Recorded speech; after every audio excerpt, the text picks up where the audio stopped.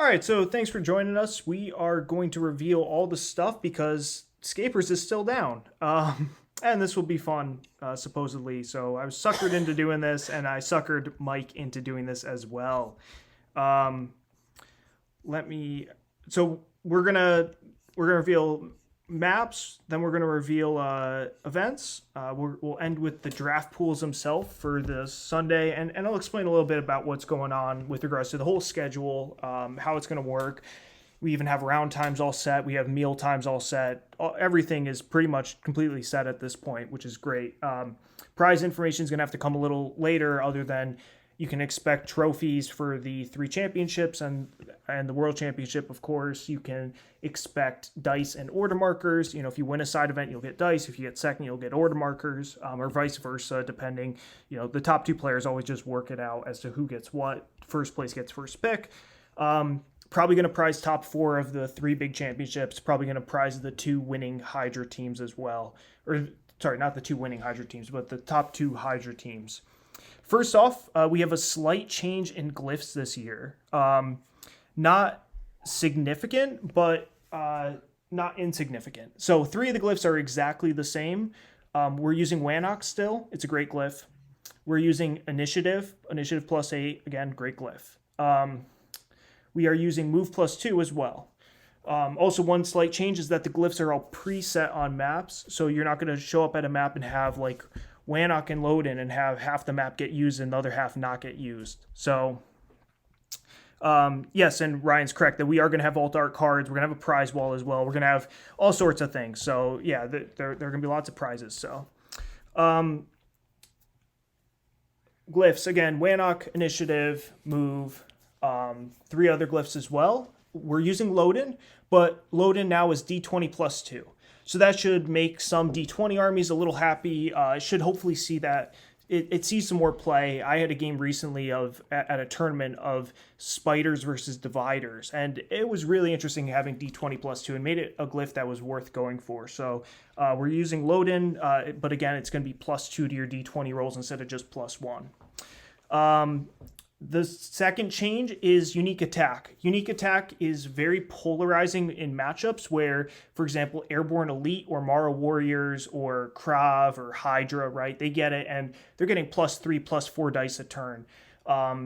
We wanted something a little more generally applicable and something that's not going to have those insane spikes. And so Game Bear came up with a really great attack glyph, and it's basically once per order marker, you can choose to roll one extra die, and it doesn't work for a special attack, and you choose when to use it before rolling. So for example, if I've got a squad of if I'm taking a turn with dividers, I can choose which one of those three divider attacks get +1 dice, but I decide that before rolling that particular attack. It's once per order marker, which means that if I'm playing, let's say, Heavy's Grimnack, Grimnack, if I use it on Grimnack to give him +1 attack, none of my heavies will get that +1 attack, right? If you're using VNOC Vipers, that Frenzy, for example, if I use it on one of my VNOC Vipers and then I hit the Frenzy roll, that's still a turn on that same order marker, so I wouldn't get that again, even if I Frenzy 6 or 7 times in a row. So that is the new attack glyph. Again, it's just +1 attack once per order marker, does not affect special attacks. So we're hoping, we've been testing it a lot. It's really balanced, and it's nice, and everybody can use it. Basically every army can get value out of it. The last glyph is actually a C3V glyph, and it's also a glyph that was going to be an AOA. We're using Disengage. So I think we're going to use Brandar for it, but we might get it printed or something. I don't know yet. But essentially, we're going to have a Disengage glyph. And again, while you control Disengage, your whole army gets Disengage. So I've obviously had some games where it doesn't do anything because I already play a certain Orc squad that has Disengage. But that is, yeah, so we're using Disengage. So 6 glyph pool, which is really, really great because it means that we have 2 maps that have 1 glyph each and 1 map that doesn't have any glyphs. And so with the 6 glyphs, every glyph appears exactly twice in the pool. So in any given game, you have a 25% chance of seeing any given glyph, right? So if you play a 4-round event, on average, you're going to see, Wannock, for example, 1 out of those 4 games. So I hope that makes sense. Again, we're going to go through maps here, and at the end, I'll list off which glyphs are on each map because I'll have to pull up that list again.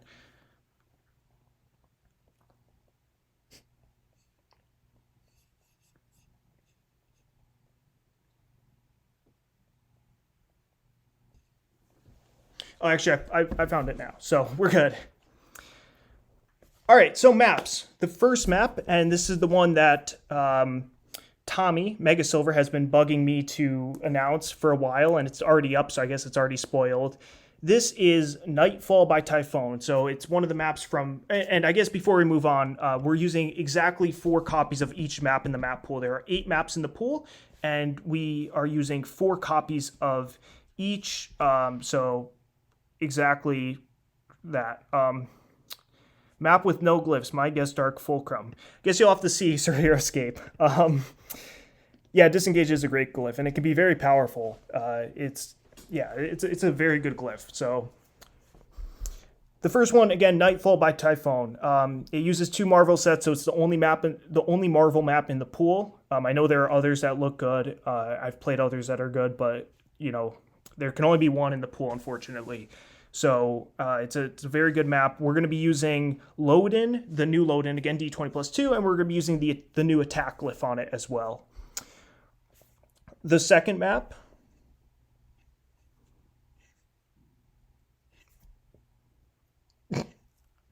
I don't know the order of the PDF, so I'm waiting for Mike here. It's a bit slow, sorry.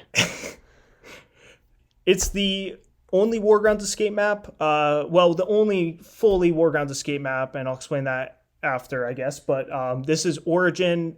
It's got a very slight edit along the sides, but otherwise, it's the only Wargrounds Escape map so far that has not appeared at EscapeCon or Gen Con. We were going to use it in 2021 at EscapeCon 1, but we didn't need it. So this is a great year for it to make its first actual appearance on the table. So again, 4 copies of Origin, and we're going to be using Move +2 and the new attack glyph on it as well.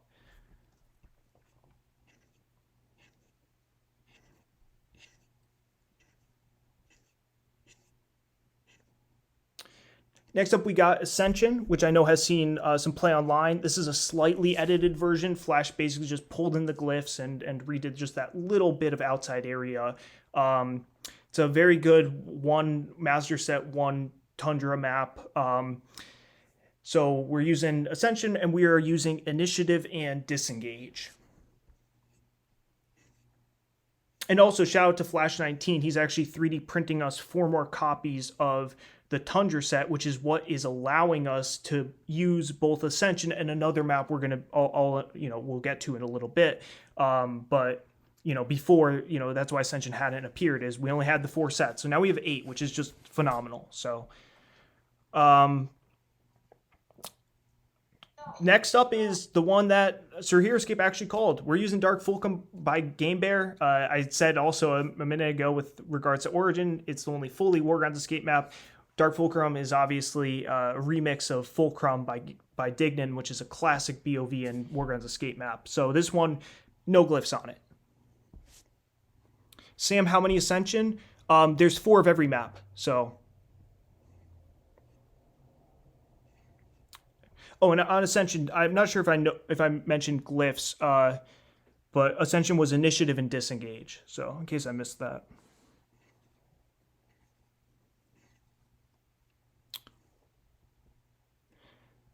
All right, so this one is a Game Bear map. It's also the first mirror symmetry map at ScapeCon. It's something we might start having more of in the future, but mirror symmetry maps are cool.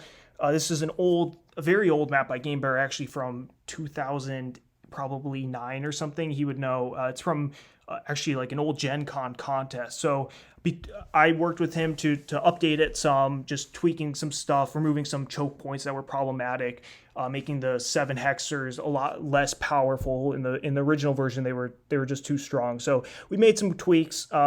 I know it says it's my edition. It's really still not my map, but It is a very, very good one. It's going to use Wannock on it. So it's a one glyph map actually on the low side to help draw action down away from the high side. So that is Healing Waters by, I guess, myself, but mainly Game Bear.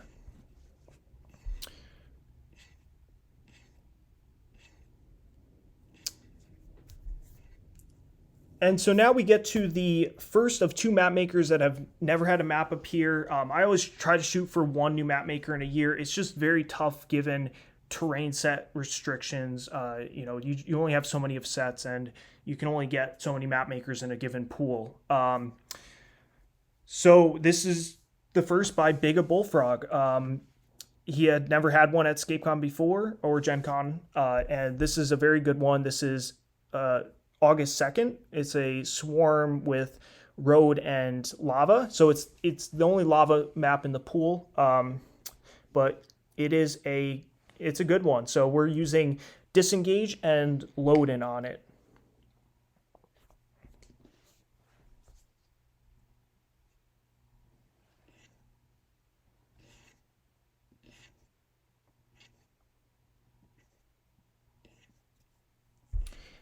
And a newly updated map of his. This is April 9th, not to be confused with April 8th or 7th or 6th. So April is a map he's had kicking around for a while. He just made some edits to it, removing some choke points, and as a whole, it is a very good map. It's a Tundra map. We're presetting Valda on it, the move glyph. So it's a good little map. That's April 9th.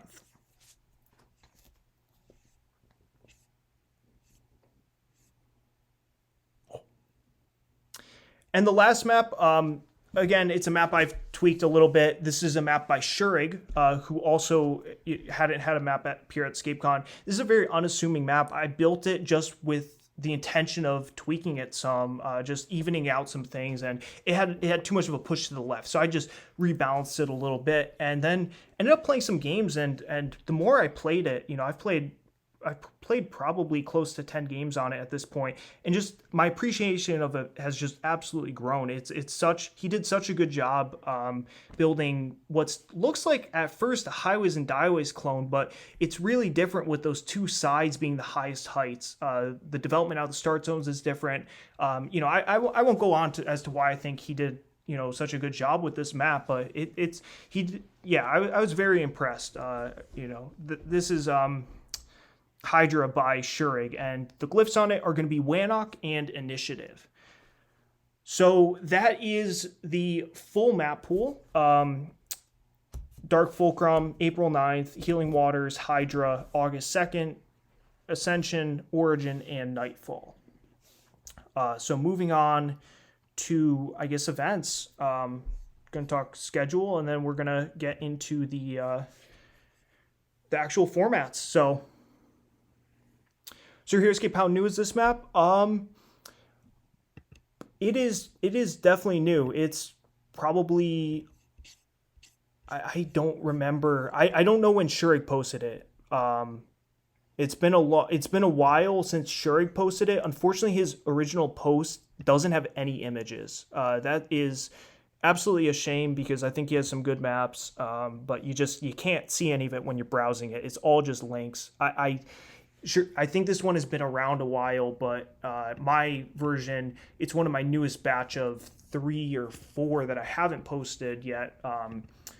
It was ready, and figured I would have posted it by now, but then the site went down like 2 weeks ago. So this one, I did Alien Underbrush by Panopticon, and I did Zephyr by Robber, which is my favorite personally of the 3, but I'm not sure it's the most balanced. I haven't played my new version of Zephyr yet. So so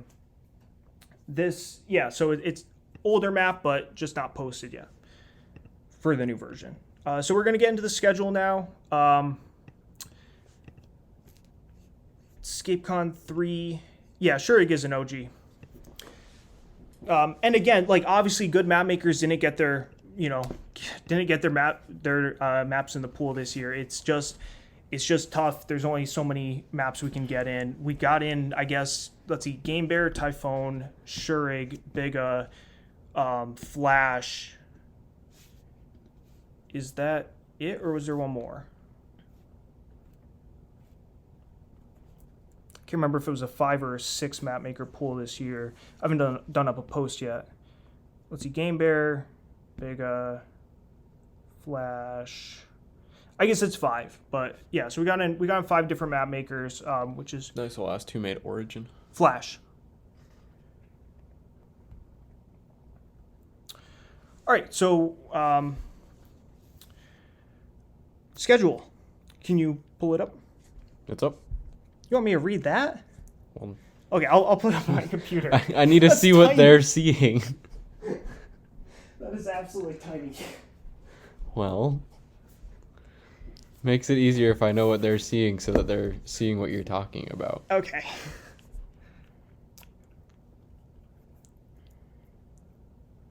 Let's see, docs, schedule.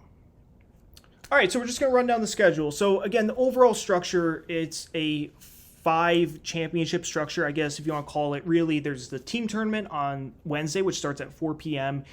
Thursday, Friday, and Saturday, there's going to be 1 championship each day, and generally 4 side events. I think that's true for most days. In general, it's 1 in the morning, 2 in the afternoon, 1 in the evening. And finally, on Sunday, there's the World Championship, which is invite only. You got to qualify from the other events, which I'll explain in a second, and then 2 side events as well. And we expect everyone to be done by 3 p.m. at the latest on Sunday, and that would really only be for the finalists. That would be there that late, because we want to be able to start tearing down maps and stuff. So I would expect side events to be done by about 1 on Sunday. Again, finals might go till 2:30ish, maybe even 3 o'clock. But yeah, we know people got to hit the road and stuff. So again, start 4 p.m. on Wednesday, finish up 3 p.m. on Sunday. It's basically, what is that? 4 days worth of gaming straight? Yeah. 4 or 5? Yeah, Wednesday you have some stuff, and then Thursday, Friday, Saturday are normally the heavy hitters. Yeah, so it's 95 hours of gaming, not including sleeping. Oh, so. Hey, no one needs to sleep. You can keep going all night. It's fine. And by the way, for those that don't know, this is Hound's Rule, who has come to ScapeCon with me the last 2 years. He's local to me, so and he's going to be streaming live at ScapeCon, and we have figured out a way to have live commentary there as well. So we'll that's down the road a little bit still. We just need to get through this for now. Well, it shows me as clicking on crap. Yes. Shoot. If you leave edit mode, it won't do that. Viewing. Good, thanks. No problem. All right, so championships. Championships are pretty simple. 5 rounds of Swiss, followed by a top cut on that same day. Championships are everyone who is 4-1 or better will make the cut. That's the plan right now, and I think we're going to almost definitely stick to it. I mean, I guess there's a chance that, if nobody's in one of these championships or something, which I can't believe would happen, but if nobody were in it, then 4-1 and it's one person making cut, we might have to slightly change it. Again, I don't expect that to be an issue, but just note that that is absolutely the plan for now. Might have to rethink that a little bit. So just based on attendance, I just have no idea who's playing in what. That's why we're going to have heroescape.org, which is where you're going to sign up. You had to have a heroescape.org account anyways, and this is why you are going to be able to sign up for all your events on there. No events are capped this year, so you don't have to worry about getting locked out of an event you want to play. So you can, if you want to play in it, you can play in it, which is great. Other than, again, the invite-only thing. So the World Championship, Tournament Championships, or whatever, there's 3 paths of qualifying. First of all, the winning Hydra team will qualify. Second of all, the top 4 players from each of the 3 championships will qualify. And third, the X players with the most wins across the weekend in events, not including Hydra, where X is 16 minus the number of players who qualify via the other 2 methods, minimum 1 player. That's a long way of saying basically if people qualify multiple times, so let's say, I don't know, whoever wins, top 4s in 2 of the 3 championships, that would eat up 2 spots for 1 person. And then you've got, that means you've got an extra wild card spot basically. And, which is just going to be most wins. So it incentivizes people to keep playing. So it's going to be fun. So Yeah, and right now it works out to maximum or minimum one wild card spot. So there's guaranteed a wild card spot at this point, but it's likely, I would assume, that there'd be more than one.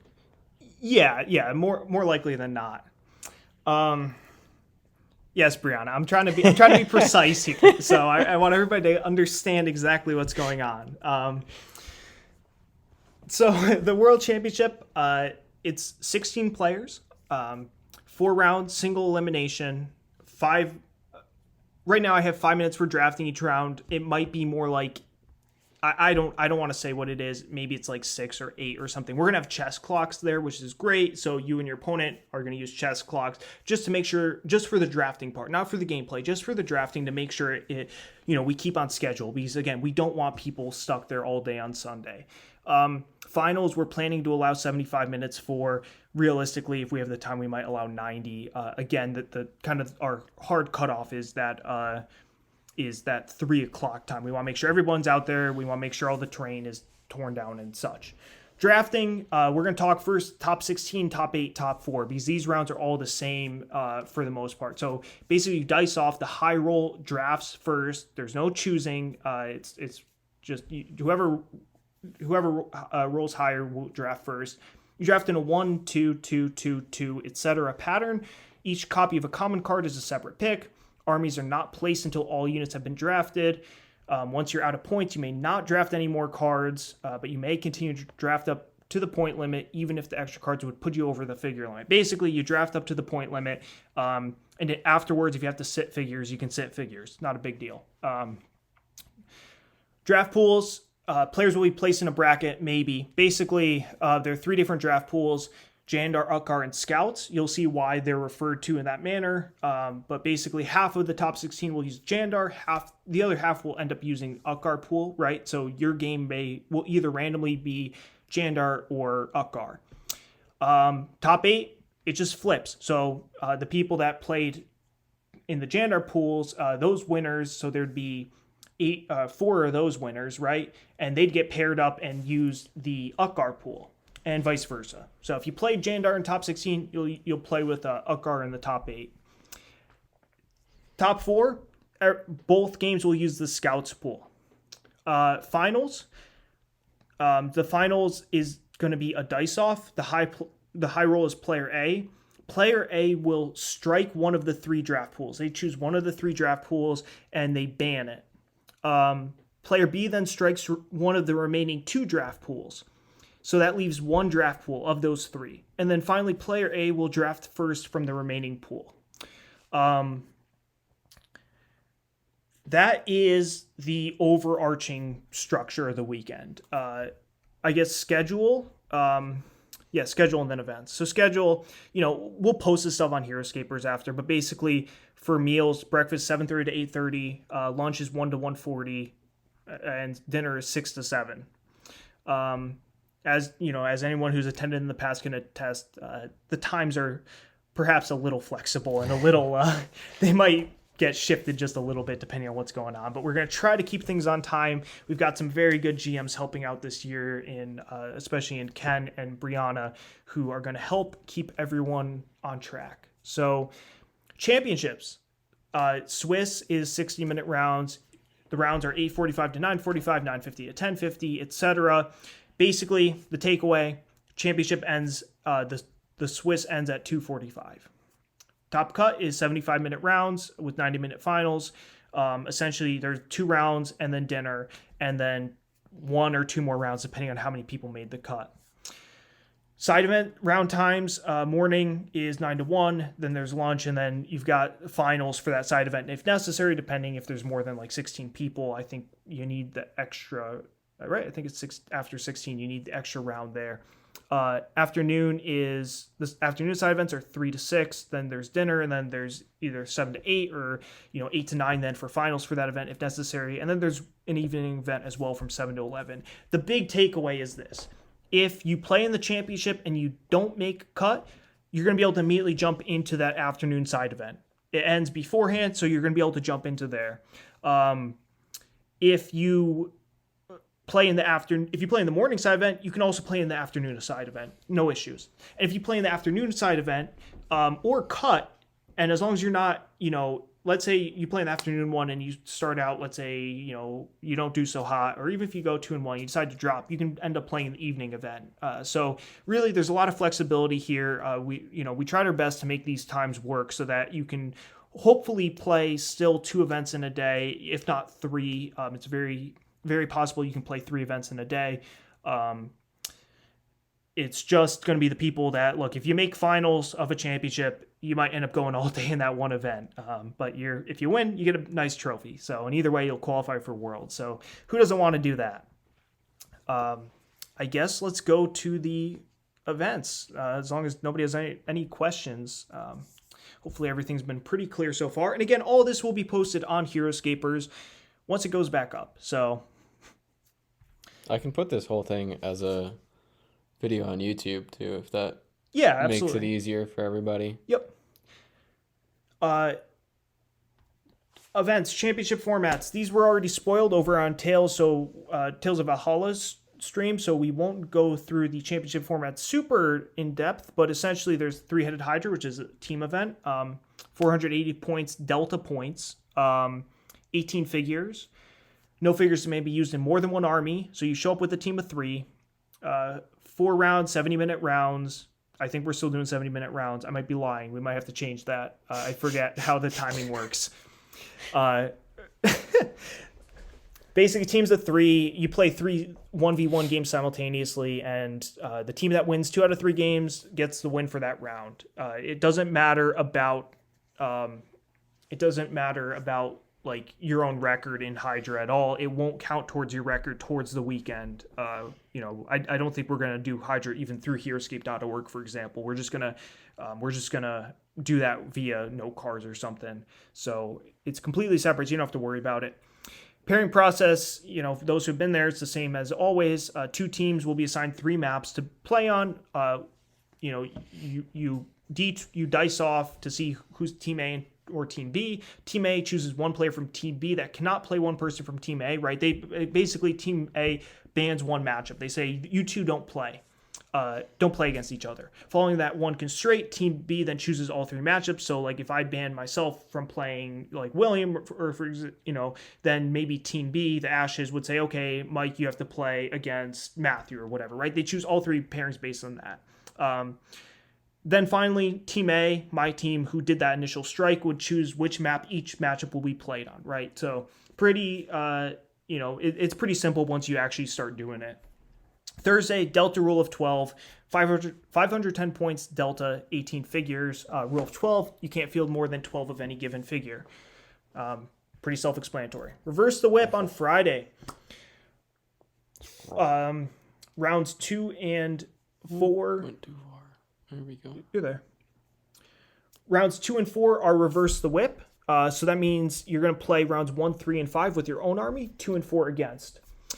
Top 8 and finals will be against your own army, which is different from how we've done it since like 2017. We're going to flip the order. So in top 4, you've got to play with your army, and in top 16, if there's a top 16, it'll just depend on how many people play in it and how many 4-1s there are. So if there are more than 8 players, those top 16 games will be with you'll play your own army, and then you reverse for top 8. You play your own army for top 4, and reverse for finals. So you're gonna have to beat your own army in the finals. By the way, there's buys and stuff. So if there's however many, if there's only 13 players, for example, that make top 16, the top 3 players will get buys based on win record. So there is definitely incentive to go 5-0 in the event and get yourself a bye.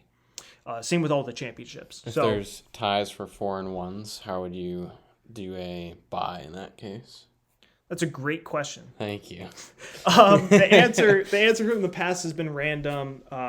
It might be random. It's probably going to be random because strength of schedule is garbage. So, there is technically a strength of schedule feature through Heroescape.org. The answer is I don't know yet. We haven't decided. So I'll have to talk with some people and figure it out. Figure out what we're going to do. So Saturday, V Cheese, 455 points, 20 figures, and VC is illegal. Pretty simple. Sunday, World Championship, which is going to be with the draft pools, and we're going to get there in a minute. So before we move on, before Mike spoils the side events, because we're going to go through those real quick.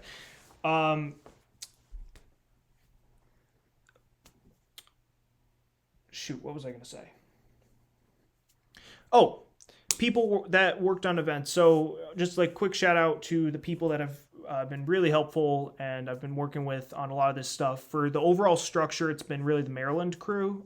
So shout out especially to Ben and Ari and Johnny as well for especially the structure. So being able to talk with them was super helpful. They were great for figuring out the overall structure.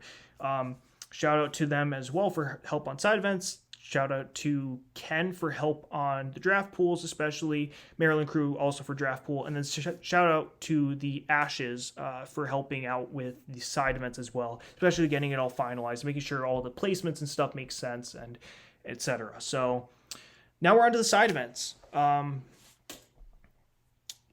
we've got in parentheses just like what the big event is for that day. So you remember, so Thursday morning, 9 a.m., we are doing VC pre-built armies. So we are going to have about 20 different pre-made armies already there at the con for you to use. I don't know how army selection is going to work yet. You're probably going to dice off and choose based on that or something, or you're just going to dice off, like roll a die and that selects your army, or I don't know. We got to figure that out yet. But essentially there's going to be really cool VC armies in like the B plus-ish power ranking range that show off some cool units that especially they all mesh really well with Classic. These aren't, the stupid crap like Volkamek and Sendeborgs and Cathar. These are like the interesting stuff like Zogros Hardscale or like, maybe Azurite Warlord with Armox, or I don't know. I forget what the list is still being worked on.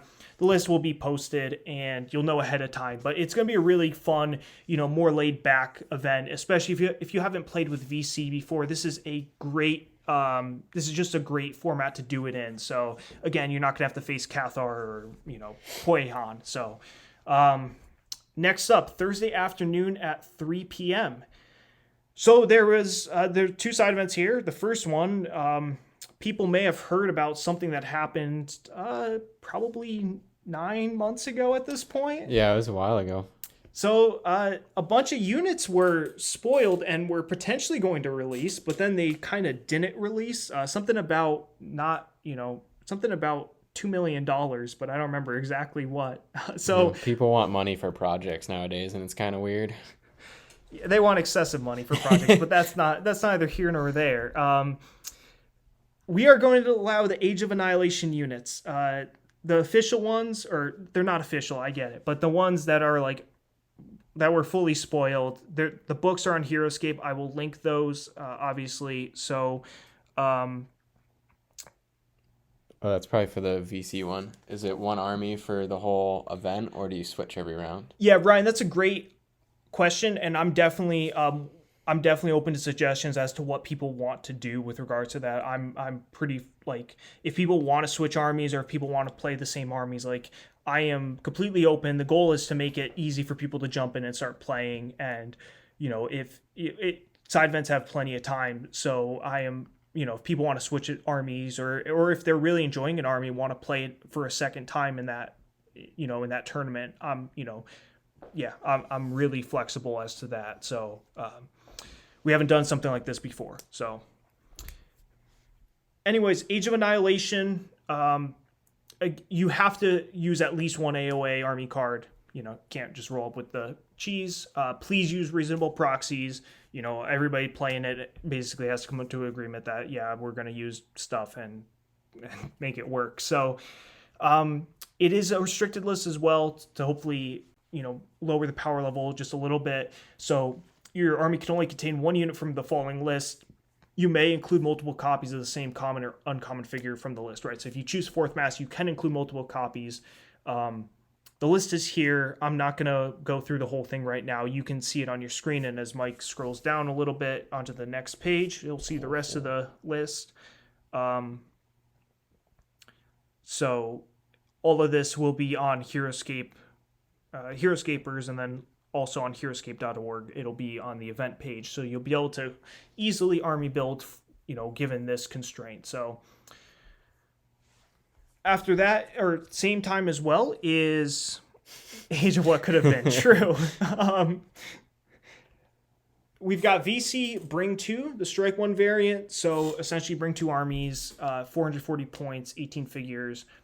You can't use any figures in more than one army. And essentially, it's Bring 2 where you're going to select one army and then your opponent will select one. But first, player A may either strike one army or select an army. So if there's an army that's too good in that pool, player A can basically just ban it from the pool, and then player B selects one army, and then player A would be able to select one after that. So VC, obviously legal. It's called VC Bring 2. So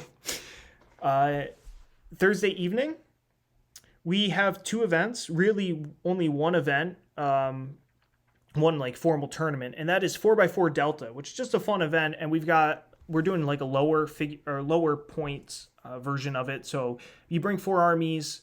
Each army is going to be 350 points Delta pricing and 14 figures. So no figures may be used in more than one army, obviously. Then we also are going to run coaching, and still going to, I'll have a list of coaches later. Some of it will some of it's going to be a little tentative based on who is playing in the championship that day and if they make it to the finals, for example, or whatever. But essentially, I'm going to be securing a bunch of the top players to help with whatever you want help with. So, if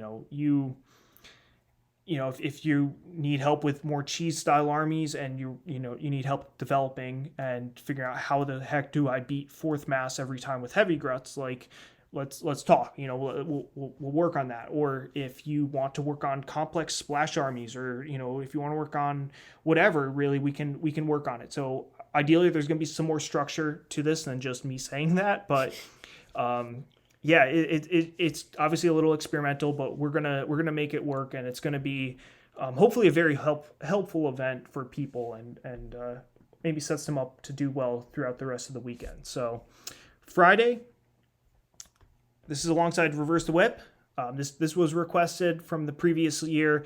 I think it's a great choice. So we are doing VC Monster Mash, and we're doing it A and under. We're banning Q9, Raylan, Rats, Mara Warriors. And you're going to see that ban list several times throughout the document. So 600 points, 20 figures. You have to have at least 440 points of large and huge figures. Obviously, based on the title, VC is legal. So bring out your favorite, big VC things.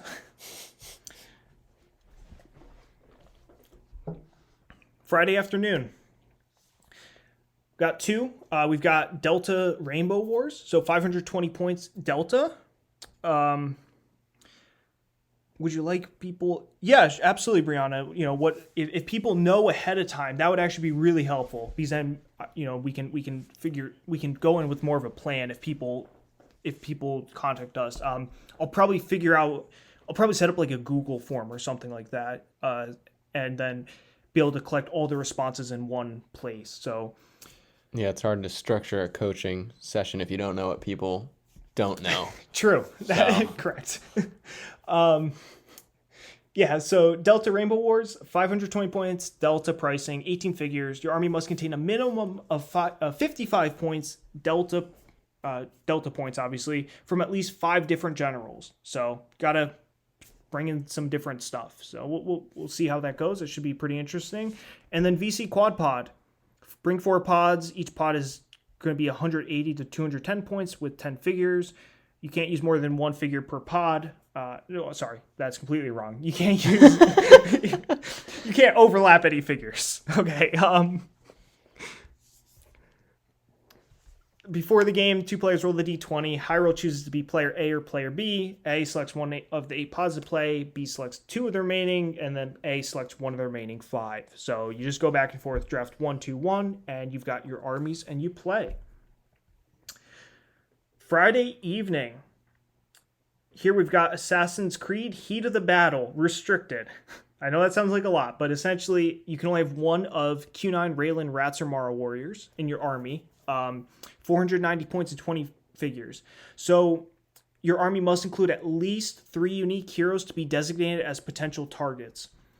Before placing figures, you're each going to secretly and simultaneously select one of your opponent's eligible unique heroes to be your target. And if you kill your target, you win the game. So essentially, let's break this down. So I bring 3 unique heroes in my army or more, but I give Mike Emery 3 of these, okay?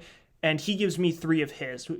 We exchange army cards and we hold them under the table. We both simultaneously select one. The one we've selected is the one we have to kill of the opponents. And you can wipe your opponent's full army, but if you just kill that one figure, you automatically win as well. So you gotta assassinate them. And then it's heat of the battle. You roll a d20, high roll chooses to place first or defer, and then you go back and forth placing figures on the map. So it's gonna be a very crazy event. So on Saturday, we've got V-Cheese. And running alongside it in the morning, we've got Lightweight Berserkers A and Under. So again, Band, Raylan, Q9, Rats, Mara Warriors. We've got 300 points, 12 figures. Each player may include the Tarn Viking Warriors in their army for free. They do not count towards either your point or figure limit. So, you get free Tarn Vikings, and then you also get 300 points as well to go with it. Saturday afternoon, 3 p.m., we've got another ban list event. This one has a custom ban list, kind of like the custom restricted list from above. This is sideboards. We're bringing back sideboards, but it's a bit different this time in a couple ways. So 700 point army pool.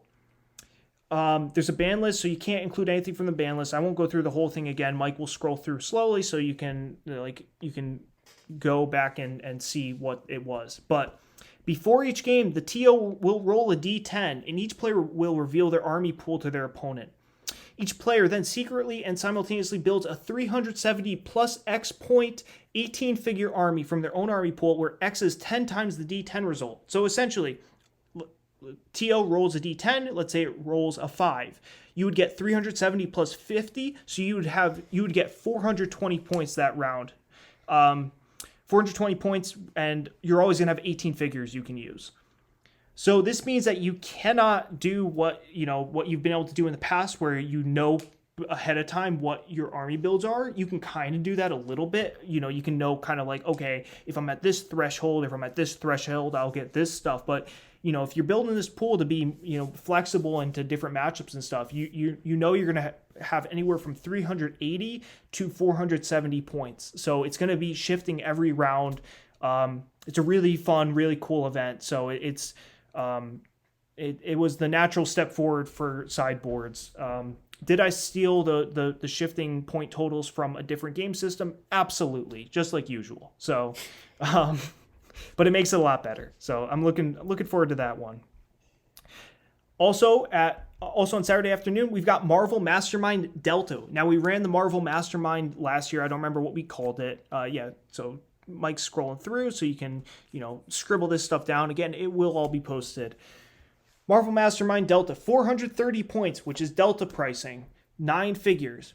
Official Marvel figures are allowed, and each player may include Red Skull in their army for free. Does not count towards either your point or figure limit. This is just like last year, but with Delta pricing. I think the point total might be a little different as well, but Did Marvel get Delta pricing, or is Marvel...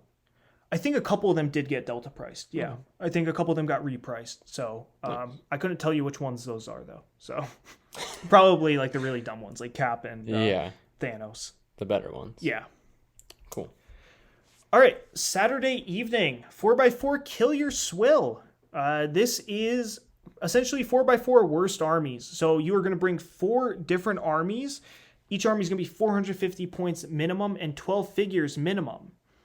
No figures may be used in more than one army. In each round, your opponent will play one of your armies, and you will play one of theirs. So the TO will roll a die to determine which army number you're going to be playing that round. Your army must contain at least 1 common squad. Any common figure played must have at least 2 copies of it, right? So if you play, Fourth Mass, you have to include 2 copies of it. But I obviously do not recommend you playing Fourth Mass in this event, because you're going to be giving your opponent that. All powers on any army card you draft must be able to be activated. So I gave an example here. For example, if you include 2 squads of Knights of Weston, first of all, if you included Knights of Weston, you need to include at least 2 squads, right? And if you include them, you'd have to include at least one bonding hero for them, right? One of those human champions that they bond with. It would be your choice. Maybe you do that with Hawthorne, so you hope Hawthorne stabs him in the back. Still seems too good to me, but it is what it is. So if you include Concan, you need to include at least one Knight or Sentinel unit. And if that unit is common, you need to include 2 squads of it, of course. So sounds maybe a little more complicated than it is, but basically if you bring Akalar, you have to bring Elf, some Elf thing. If you bring the Hive, you have to bring some Maros that can respawn, etc. It just cuts out the worst armies, like the actual worst armies, which would be like, Hive, Hadamato, and Akalar, right? Which is just like utter trash. So we are almost through this. We are on to Sunday already. Sunday, we're doing just 2 side events. So we've got Sniped, A and under. So Q9, Raylan, Rats, and Mara Warriors are banned. 550 points in 20 figures. At the beginning of the game, you're against Secret and Simultaneous. You select any one opponent's army card, and you remove it from the opponent's army for the duration of the game. If the card is common, you instead remove all copies of that army card from the opponent's army for the duration of the game. Note that if it's uncommon, you would only remove the 1 copy. I'll fix that later. I'll add that in later. And then the other one is very simple. VC Delta General Wars. 440 points Delta pricing, 18 figures. All figures in your army must belong to the same general, and as the name implies, VC is legal. So that is the whole ScapeCon 3 event schedule. Now let's turn to the draft pools. Ken, are you still in the call?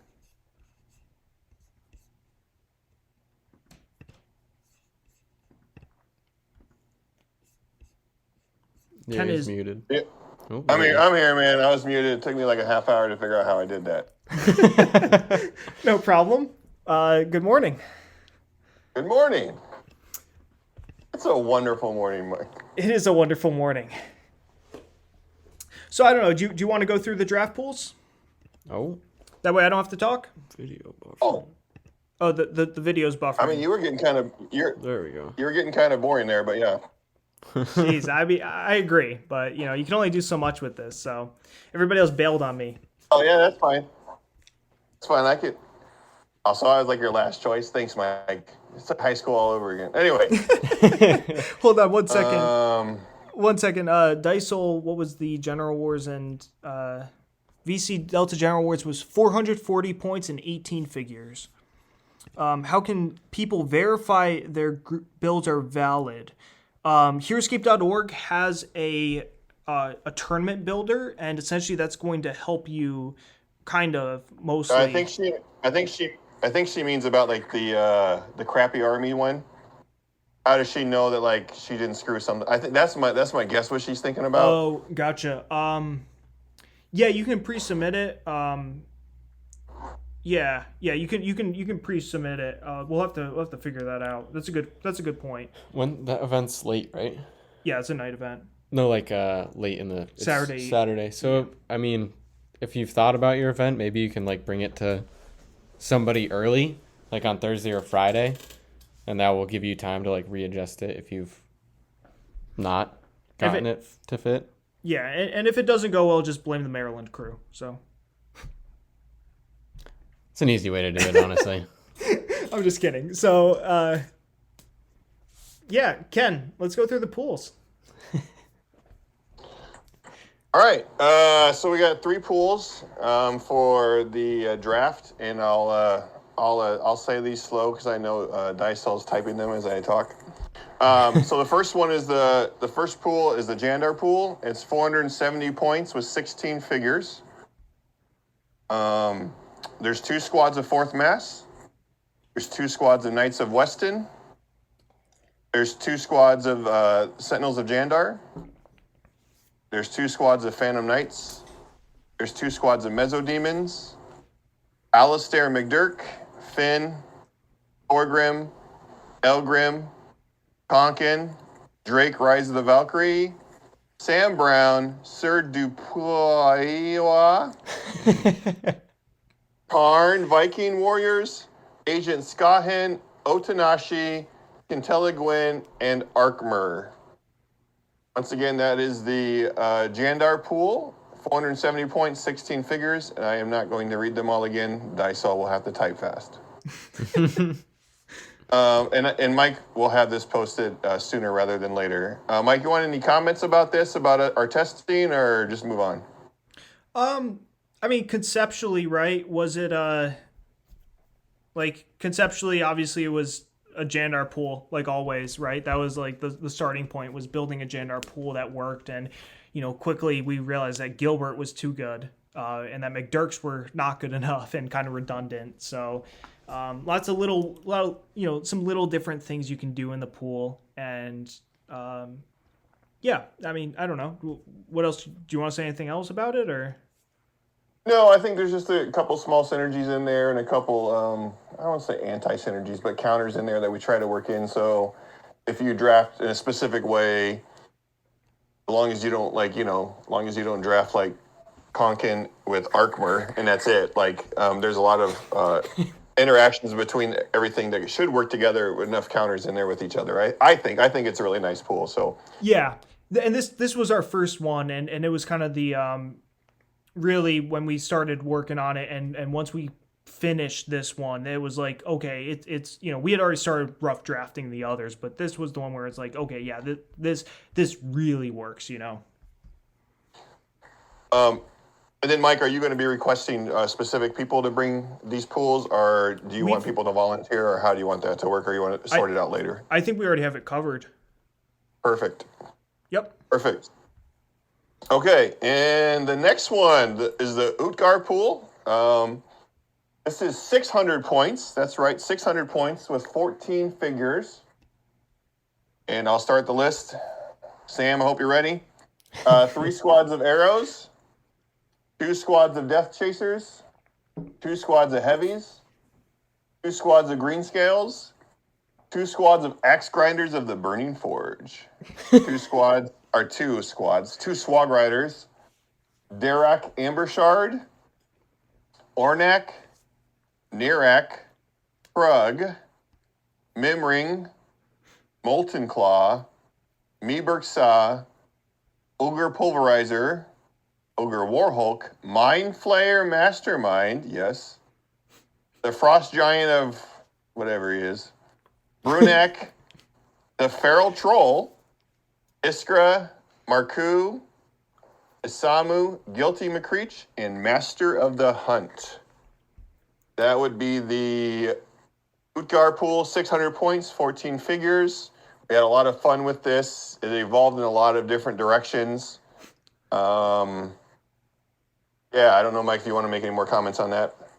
No, I mean that's basically it. We had, it started off going down like a very similar to Jandar, pool, and we've tried to make these pools different and feel different. And your games from one to the other should feel different, and even your games within one, is going to be different. So, this is a prime example of we're not at all concerned about how many units we have in the pool or how many points are in the pool or any of that stuff. Our only concern is just making all the options, reasonable and stuff.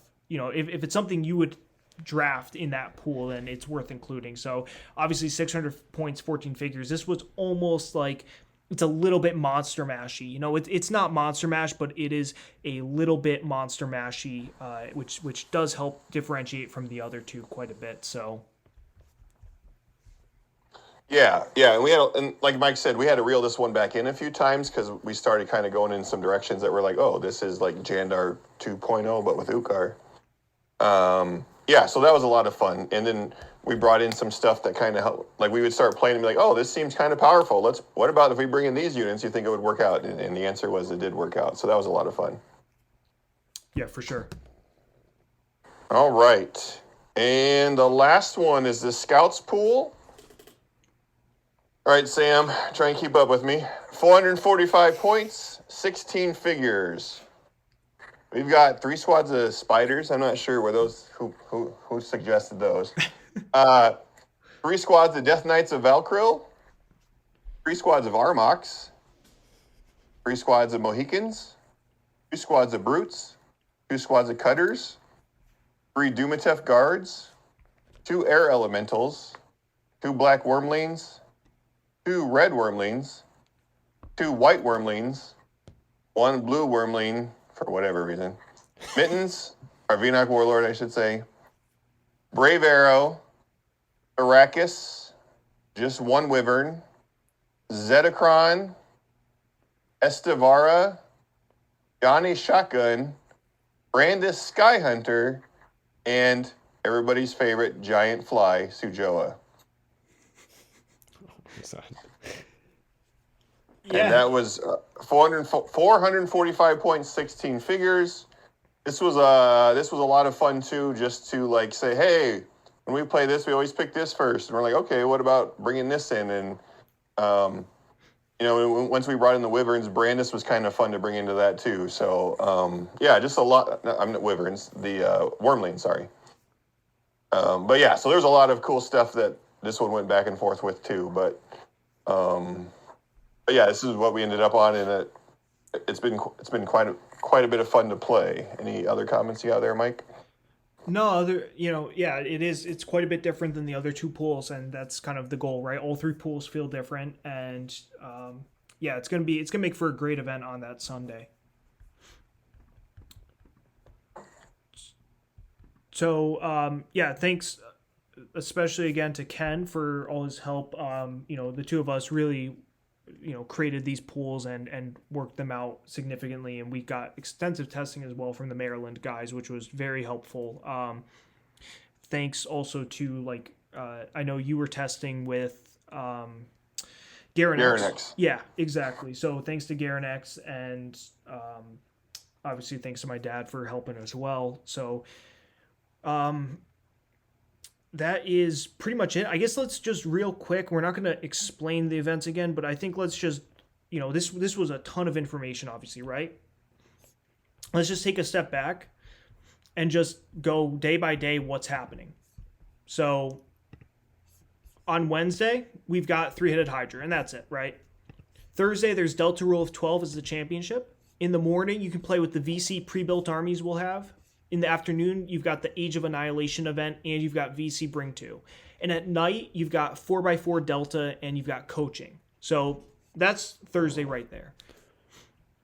On Friday, you've got Reverse the Whip as your championship. You've got VC Monster Mash in the morning. You've got Delta Rainbow Wars in the afternoon, as well as VC Quad Pod.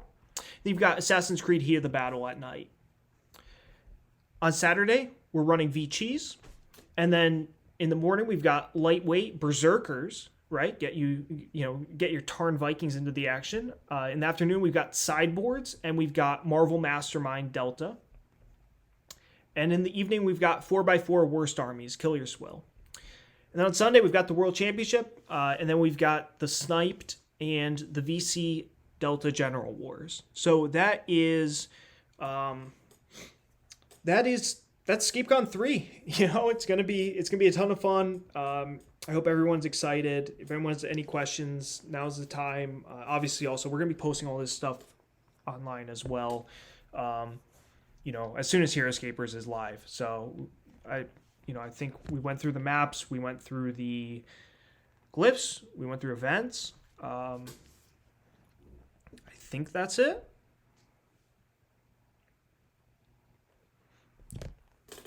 And this will be posted on YouTube after as well. So anything you want to go back, if you missed it, if you missed some of it, or if you just want to, listen to my allergy congested voice again, then you're more than welcome to. So Orkalon, I'm glad you're coming as well. It's really gonna be a great weekend. So I hope everyone's excited, and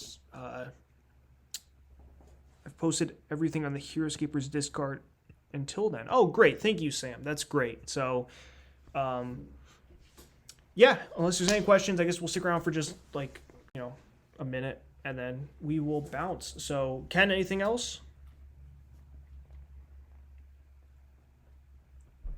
I figured out how to unmute myself quicker that time. No, nothing else, Mike. Thank you for doing this. Yeah, thanks for coming on, Ken. So, Ken, are you excited to play with some AOA units? I mean, I'm not gonna lie. That's other than Reverse the Whip. That's I'm looking forward to that one the most. Yeah. though I'm a little disappointed about some of the powers on. Anyway, for healing, I can't heal common squad figures. Common squad figures, well, they all have one life. I mean, unique figures, unique Yeah. squad figures. Yeah, you can't heal them. That's such a shame. Why can't you? I can't heal my Frostclaw Paladins. Yeah. I had so many great ideas, and now I have to go back to the drawing board. It's a shame. I'm looking forward to taking a look at the units again. It's been a long time. Yeah, I guess one question about that, Mike. As far as the proxies go, like how, I don't know, how strict are we going to be on that? I'm guessing not very strict because it's kind of hard to find those. But like obviously, like if Queen Melodrex or something's like large 13 or something, so you can't really use a Nagreb to represent her. It's kind of like what I'm thinking you're going, right? Yeah, just something reasonable. People are gonna have to be pretty like flexible and just willing to, accept that like, oh yeah, that's that thing. So, Right. in the future, like closer 3D prints might be an option or something as people discover more files or whatever, And if you have a file that's like close to something, and you're gonna print yourself some figure that looks close. That's great. So, if you want to do that, that's amazing. Otherwise, just use some reasonable figure. So yeah, as you said, don't use a Nagreb as something huge. So. Right. Okay, I was just double checking. Yeah. Yeah, everybody's going to have to be flexible for that. But it should be a lot of fun.